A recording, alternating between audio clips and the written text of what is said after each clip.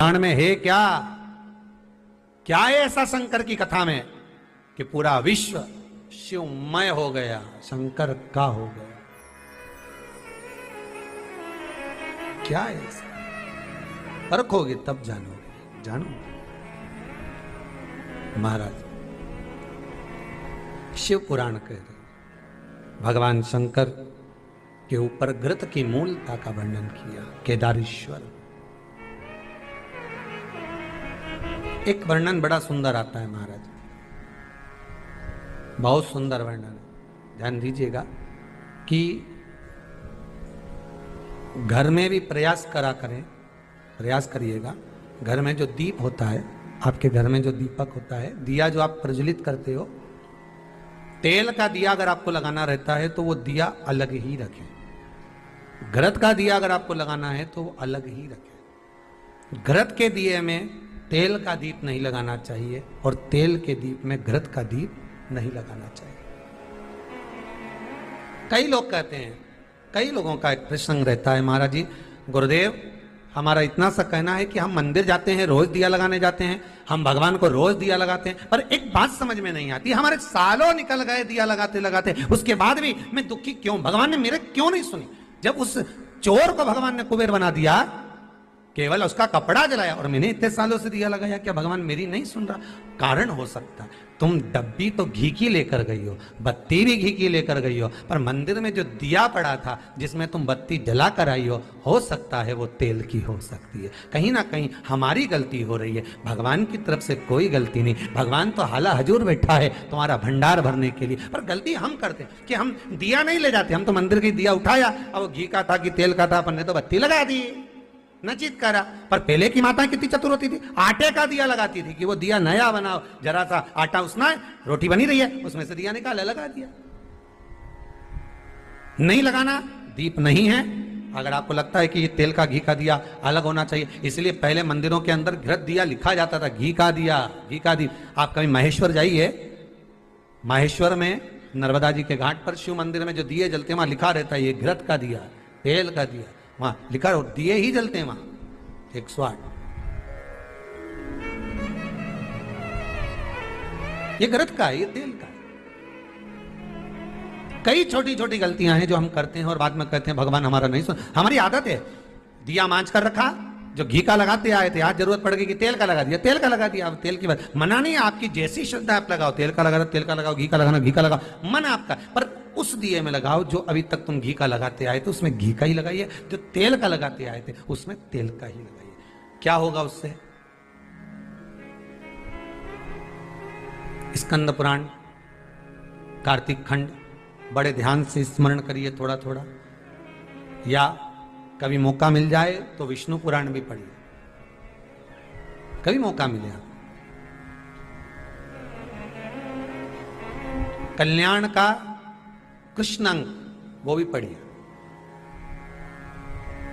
कभी मौका मिले और उसका स्मरण करेंगे आप तो उसमें दीप का बड़ा बड़ा महत्व बताया। कौन सा दिया, शायद एक बार कथा में, पहले कार्तिक के महीने की कथा में हमने यहाँ पर व्यासपीठ से भी वर्णन किया सारे दीपों का महत्व, और उन दियों का फोटो भी दिखाया आपको कि इस दीप का मतलब ये होता है, इसमें ऐसा दिया लगना चाहिए, इसमें ऐसी बाती लगना चाहिए, उसमें ऐसा स्मरण होना चाहिए, बताया दीप महत्व।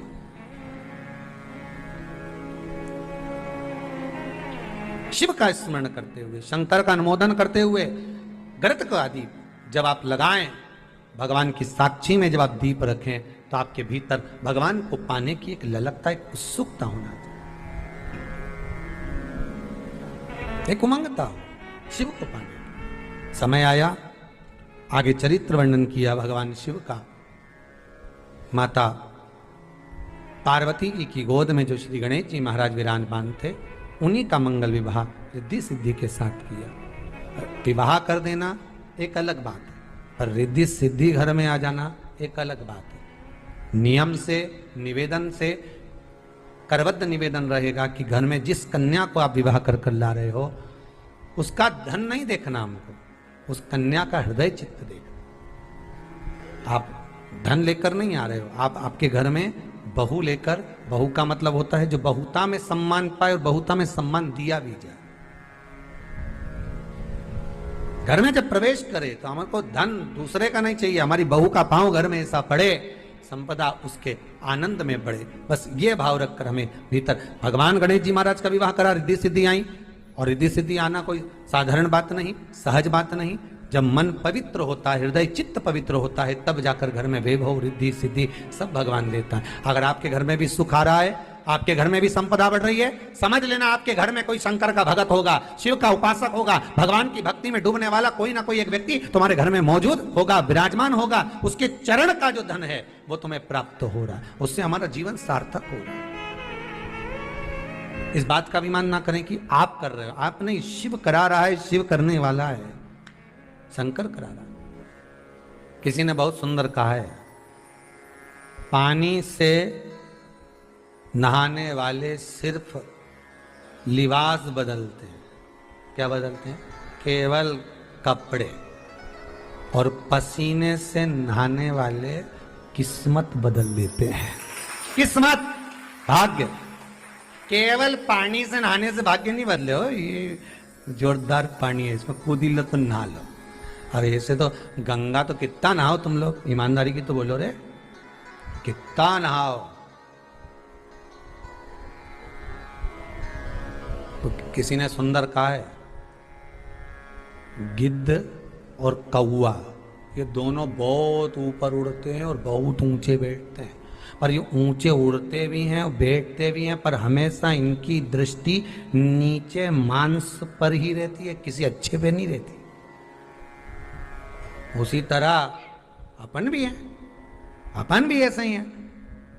गए गंगा नहाए, सोचा अपन तो बहुत पवित्र हो गए, इसी बढ़िया जोरदार सिर पे पल्लू वल्लू लेके टीकी लगा के ऐसा सोचे कि हमारे बराबर कोई नहीं।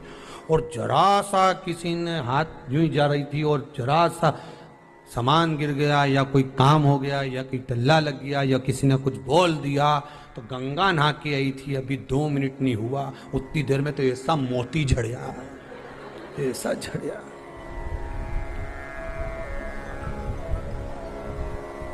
फिर किसी ने कह दिया तो गंगा नहा के आ रही, तो कम से कम अच्छे से तो बोल।